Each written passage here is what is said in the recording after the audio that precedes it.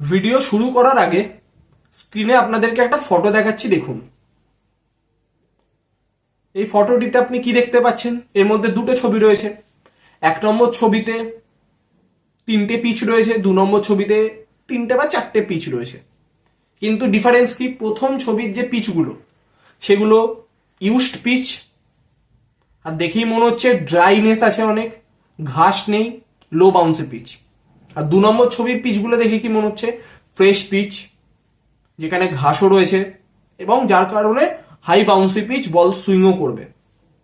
তো এবার এই দুটো পিচ আপনাদেরকে দেখানোর কারণটা কি?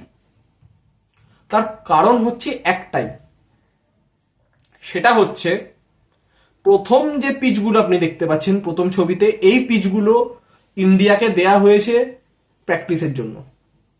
আর সেকেন্ড ছবিতে যে পিচগুলো দেখা যাচ্ছে, এই পিচগুলোতে প্র্যাকটিস করতে দেওয়া হয়েছে অস্ট্রেলিয়াকে।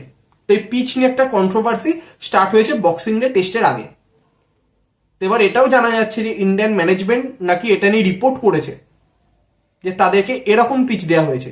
তার মানে এর থেকে স্পষ্ট যে অস্ট্রেলিয়াও কতটা ডেসপারেট বক্সিং ডে টেস্ট জেতার জন্য, এবং তারা এভাবেই পরিকল্পনা করার চেষ্টা করছে যাতে তারা ইন্ডিয়াকে হারাতে পারে। কারণ তাদের মনেও ভয় রয়েছে, কারণ এই দুটো টেস্ট যদি তারা হেরে যায় তাহলে কিন্তু তারা ওয়ার্ল্ড টেস্ট চ্যাম্পিয়নশিপ ফাইনালে যাওয়ার দৌড় অনেকটা আটকে যাবে। তো সেই কারণেই শিডিউলটা যদি পুরো সিরিজের দেখেন, প্রথম পার্থ, দেন অ্যাডিলেড, দেন গাব্বা, ব্রিসবেন, তারপরে হচ্ছে মেলবোর্ন বা সিডনি। কারণ মেলবোর্ন বা সিডনিতে সাবকন্টিনেন্টের দেশগুলো ভালো ক্রিকেট খেলে, সেখানে ব্যাটসম্যানদের ভালো রান করার সুযোগ রয়েছে। এই কারণেই তারা এমনভাবে শিডিউল করেছিল যাতে কিন্তু প্রথম 3টে ম্যাচেই সিরিজকে পকেটে পুরে নেওয়া যায়। কিন্তু প্রথম টেস্ট ম্যাচ ইন্ডিয়া জেতে, সেকেন্ড টেস্ট ম্যাচ হারে, থার্ড টেস্ট ম্যাচ ড্র হয়। তো অনেকে বলেছিল যে ফলোয়ার বাঁচানোর পর এত কেন এক্সাইটমেন্ট? এক্সাইটমেন্ট এই কারণেই যে এই 3টে টেস্ট ম্যাচের পর সিরিজ এখনো 1-1। লিড কিন্তু ইন্ডিয়ার কাছে যেরকম নেই, অস্ট্রেলিয়ার কাছেও কিন্তু নেই। ম্যাচ পুরো 50-50, সিরিজও 50-50 পজিশনে রয়েছে। সেখানে সামনে দুটো টেস্ট ম্যাচ মেলবোর্ন আর সিডনিতে, যেটা হচ্ছে সাবকন্টিনেন্টের দেশের জন্য কিন্তু একটা পজিটিভ সাইন।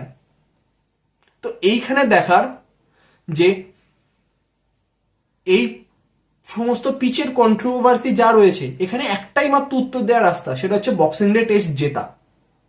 সেটাই হবে অস্ট্রেলিয়ার জন্য যোগ্য উত্তর। তো আমরা সকলে আশা করব টিম ইন্ডিয়া যাতে বক্সিং ডে টেস্টে দারুণ পারফরমেন্স করে এবং অস্ট্রেলিয়াকে হারিয়ে যোগ্য জবাব দিতে পারে। তো এই পিচ কন্ট্রোভার্সি নিয়ে আপনাদের কি মতামত অতি অবশ্যই কমেন্ট করে জানাবেন, এবং এই ভিডিওটি অতি অবশ্যই আপনাদের বন্ধুদের সাথে শেয়ার করবেন যাতে তারা এই পিচ কন্ট্রোভার্সির পুরো ডিটেলসটা তারাও জানতে পারে। তো আজকের মতো এতটাই, আবার দেখা হবে পরের ভিডিওতে।